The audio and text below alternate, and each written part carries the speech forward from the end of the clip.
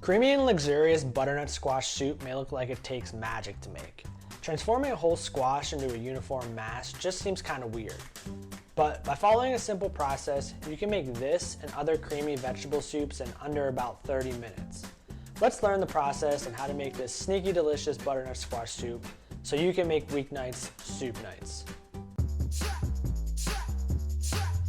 I'm Nick Zem from Walk to Eat, where we help you simplify healthy living so that you can be the best version of yourself. If you just want to learn how to eat and cook healthy without complicated diets, then consider subscribing to this channel. Making creamy soups like this butternut squash soup all follow the same simple process. Saute your ingredients to soften them and release flavors.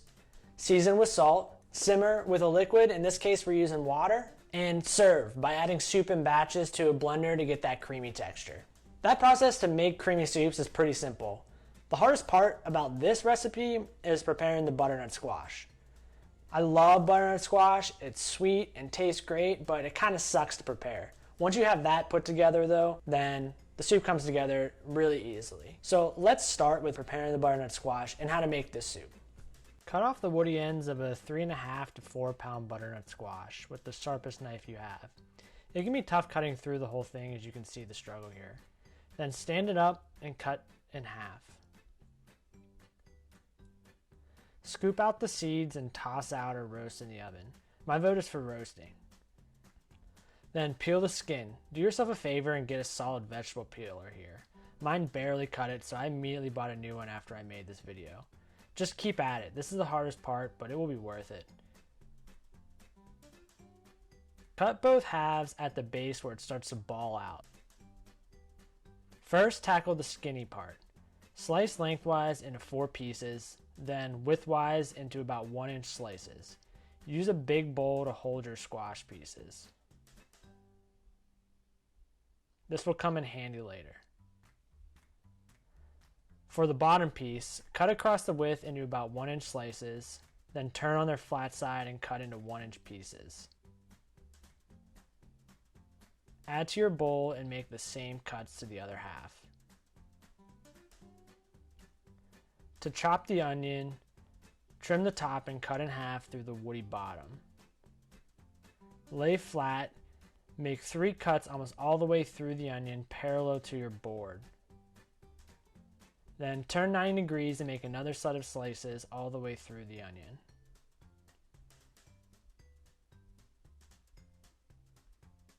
Then turn back and cut through your onion, making small chopped pieces.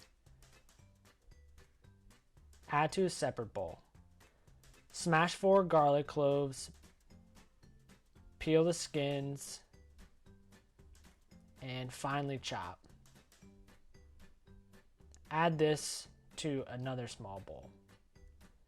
Now all your ingredients are ready and all you have to do is build the flavors in the pot of soup. Set all your ingredients next to your stove and get out a pot with a lid. Dutch ovens work best for soup, but any big pot with a lid will work. It's time for the first step, saute, aka cooking ingredients in a pan with some oil.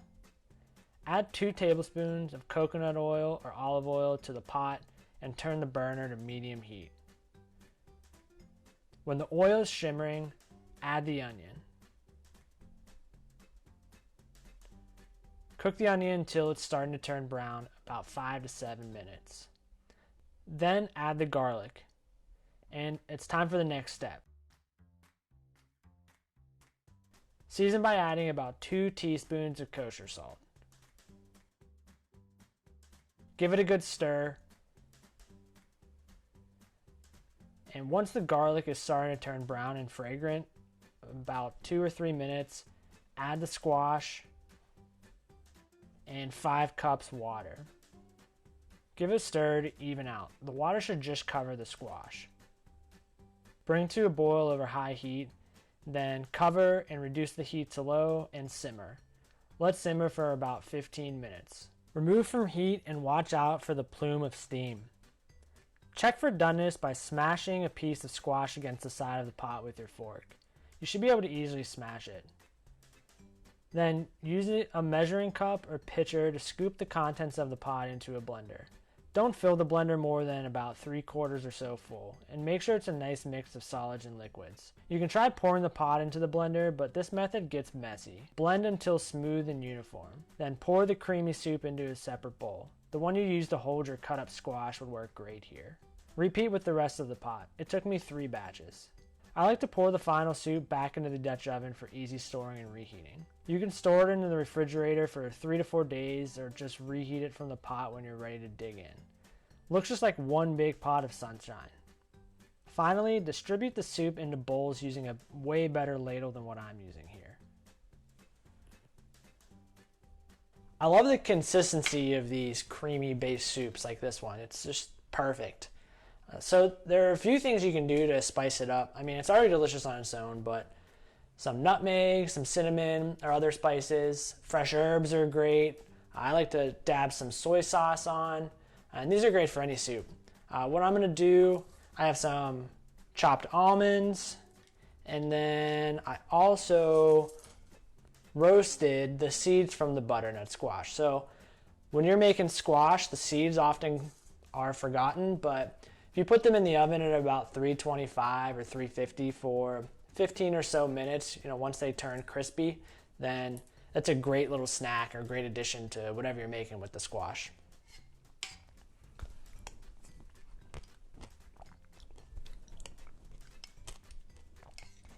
So this is like a perfect soup. It's super creamy. It's pretty crazy how just a few ingredients used the right way and some time and some heat makes such a great tasting and complex tasting dish. So this is definitely something you want to eat on a cold day. Maybe it's snowing like it is today here, or any day. So remember, saute, season, simmer, and serve. That's the process to make pretty much any soup. So remember that, and you'll stay warm all winter. That's a wrap. See you next time.